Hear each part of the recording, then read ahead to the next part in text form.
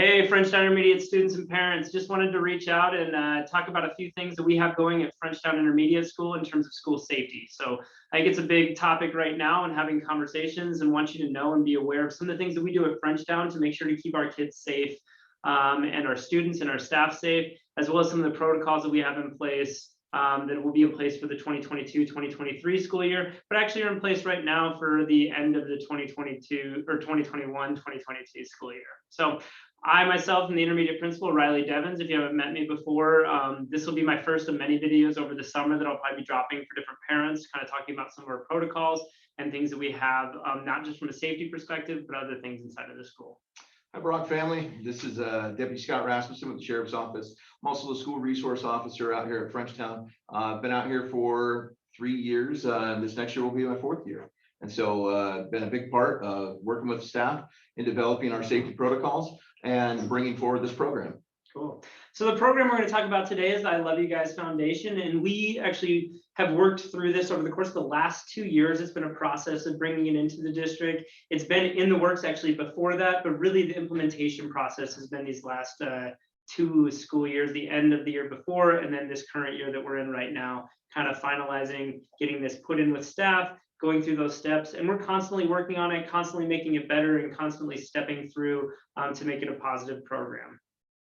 Our staff usually after any type of incident that we have usually comes together, meets, talks about the incident, and then basically strategizes on how we could improve and how we could make it better in the future. So in 2006, the I Love You Guys Foundation came to fruition, or came to the forefront as a program to really support schools and different protocols that are going to be implemented inside of districts. So across the state of Montana right now, 9 different schools are using the I Love You Guys program. And then across the world, there's 180 different countries that at some level have I Love You Guys Foundation operating inside of their school facilities, or different places within major corporate businesses, or, I mean, there's a lot of different dynamics that the I Love You Guys falls into, but in Montana, currently 9 schools are using it. And I think that there's a lot more that are coming on the docket here in the next couple of years ahead. Right. This basically kind of stemmed from doing a little bit of research to find out exactly what type of emergency action plans schools are doing and how we can better ourselves. And this takes an approach of an all hazards circumstance, and it, instead of having an action for each specific type of incident, it takes an all hazards approach to be able to give us 5 action plans, and we'll be able to run you through some of those action plans accordingly for those types of hazards. Awesome. So what I'm going to do here is I'm going to share my screen with everyone right now. I know this isn't live, it's a recording, so you can feel free at any time to kind of pause, go back, look at different things that we have that we talk about. And if we have some bloopers in here and some mess ups, that's just us being real and going through that process. So anyhow, so what you see on the screen right now is our standard response protocol. And we're going to go through each one of these protocols and have a little bit of a conversation. You'll also receive this handout with the video when I send the email out. So there'll be a link. I'm probably going to tie this through my YouTube channel. And there'll be a link that you can jump on as well and kind of navigate through each of these and be able to read them a little bit more in depth. So I'll let Scott jump into the first one, which is hold, and he's going to kind of talk about it, and then I can talk about secure as our next one. Yep. So first action is called hold. And the symbol that you see there, the purple symbol with the door, the line across it, is basically the identifier for that action. A response for that would be like hold in your classroom or area. And so then we would specifically talk about teaching our students that basically we want them to clear the hallways, remain in their area or the room until the all clear is announced. And so types of situations for that would be maybe a medical emergency where staff needs to handle something where we maybe don't want kids' eyes or attention being drawn into it. And it could be even used for something where we have like an upset student or maybe an upset parent that comes, and we just don't want students to be around. And so that's a type of situation where we can still conduct business as normal, but we can go ahead and just stay in our classroom or in our area and not transition. Mm-hmm. And I think one of the big things to think about when we're kind of going through holds is that business as usual is an important piece.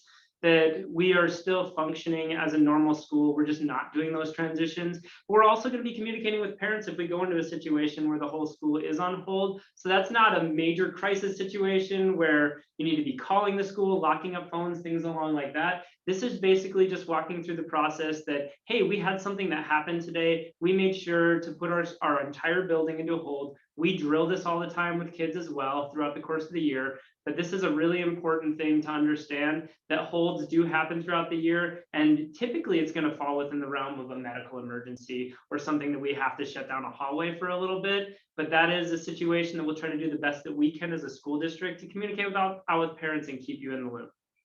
Anything else on that? That's good. Okay. Our next one is secure.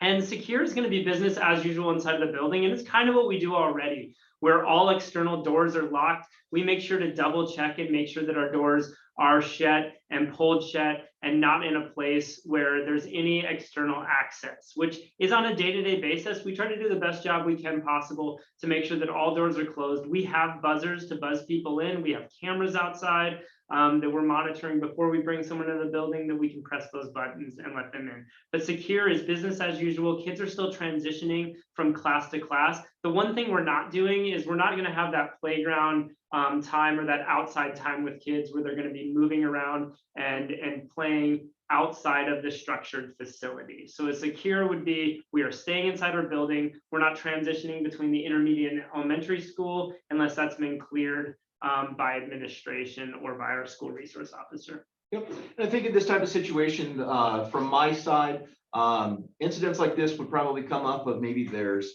some sort of law enforcement presence or some sort of activity in the area that might cause an issue, and we might just want to basically make sure that we secure our doors and just keep our assets protected.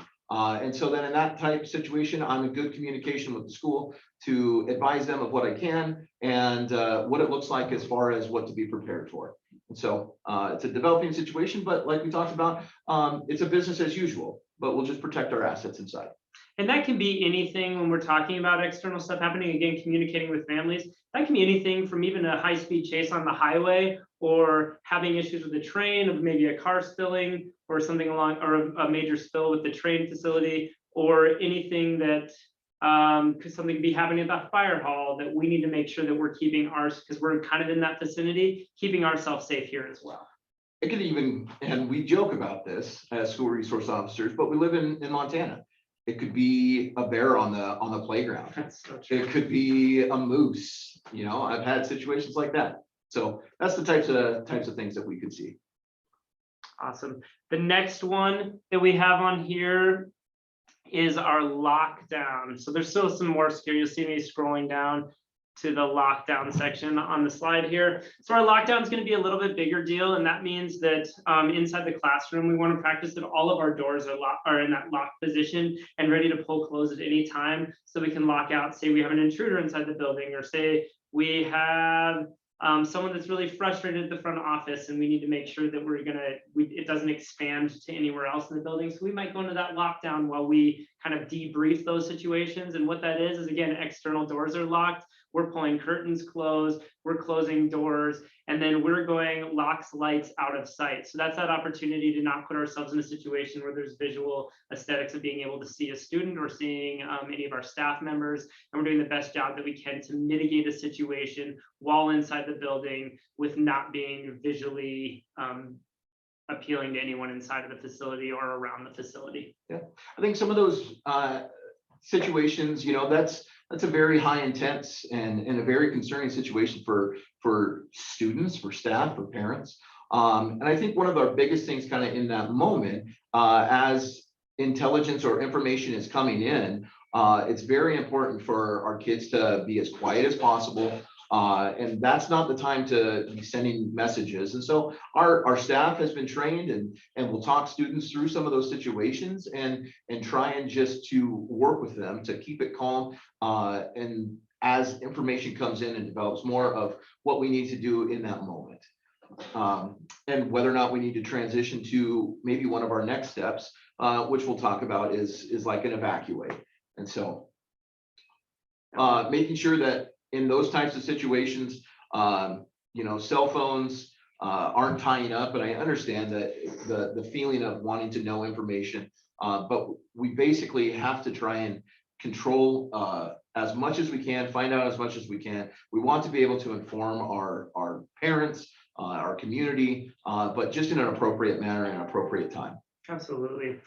The next piece that we also have is once we went through the lockdown procedures, and then we might need to leave the facility or go to a different facility, and that's going to be our evacuate. So we do have a process with staff and students where we'll use both of our campuses here. If it means that we're in one location, we need to go to another location, or maybe we need to transition to somewhere completely off campus. So say there was like a chemical spill on the highway or things like that, that maybe we need to relocate to a new space. So we do have evacuation procedures in place. Again, some of the things that are really big is, though you want to communicate pretty heavily with your kids, we'll do the best job possible we can communicating information on the website, using our Infinite Campus messaging system to communicate out to parents. And we know that the cell phone communication is going to happen, but allowing us the opportunity to do the best that we can to keep your kids safe and get them to a secure location. So when we do evacuate, we'll give you those details of how to make it to that facility for reunification. And there's a lot of different places that we can go and that we work with around the community. And as depending on the situation, we would communicate where we're going with our students and staff. Yep. And so one of our last action is for shelter in place for different types of hazards. Could be earthquake, could be, I mean, we don't see much for a tornado or things like that, but those types of situations where we might see where we need to just shelter in place. And so being able to work with our kids and do the drills and be able to explain some of those different things is very beneficial. And the staff has their assignments of what they need to do and how they need to process through it. And then where we go from there. If it ends up being to then transition to an evacuate, then we roll through that process again. One of the big ones we do practice, and it's a statewide one, is Montana Shakeout. And that's where we actually go through the process of doing an earthquake drill. One of the realities that we could run into that we kind of work with students on the step-by-steps of how to do that. And that's actually a statewide one that everyone does in a collective day in consistency, and then talks about what that looks like. Obviously, tsunami and tornado and those ones are not so much. The hazmat piece is definitely one that we could look at with the train, obviously carrying a lot of different materials and being so close to the school facility, that is one that is on our radar as we work through the process. So that's our piece of our protocols. Just wanted to make sure that we went over those and talked about those with parents. I know it's not a perfect video, but it is a video to kind of share with some of the information. With the handout that you receive that we email out, we would really encourage that we kind of talk with our kids about it and go that some of these things are really important, that we're on the same page on how we support and how we do school safety. The one big thing I want to encourage is if you come to the intermediate school, we have some real fail safes put in place right when you enter into the building or right when you come up to the building. You'll notice that by the library doors, we have a buzz-in system, and also by the front doors, we have a buzz-in system. We ask that any parent that comes to the school, as you get buzzed in the building, you come up to the office and check in for the first piece. Anyone that comes to the school, you have to go to the office. We have instruction going, we have a lot of things. If the teacher's not ready and prepared for you to come to the classroom and go through that process, you need to set that up ahead of time. As you're buzzing in and come up to the office, we have what's called the Raptor system, which will do a quick little license background check. You drop that in, and that gives us any information that we might need to have that's pertinent to keep our staff and students safe. Once you get that badge, you must wear that badge when you're inside of the building. If you're caught inside of a hallway walking around without the badge, someone's going to stop you and have a conversation with you. We just want to make sure first and foremost that everyone's safe on campus. We try our best to get to know every single person, but we also have other contacts and other pickup people that come in that are not just parents or guardians. And it's really important that us as a collective know everyone that's coming in the building, making sure that they're safe and making sure that we're doing our responsible due diligence to keep our kids and our staff safe at Frenchtown School District. Yeah, I think you did well, right? All right. Well, thank you so much. I hope that as you watch the video, that this sparks some conversations inside the home, that you understand that here at Frenchtown, safety is of the utmost importance, and we're going to do the best that we can to always keep kids safe and maintain the amazing school district that we have. And the amazing people that we have here is not only the school, but the community, and how we can collaborate and work together to do something great, not only for our students, but for everyone in Frenchtown. So thank you so much. Really appreciate your time, and hope this video is educational and informs you a little bit about what we're doing at Frenchtown School District in terms of safety.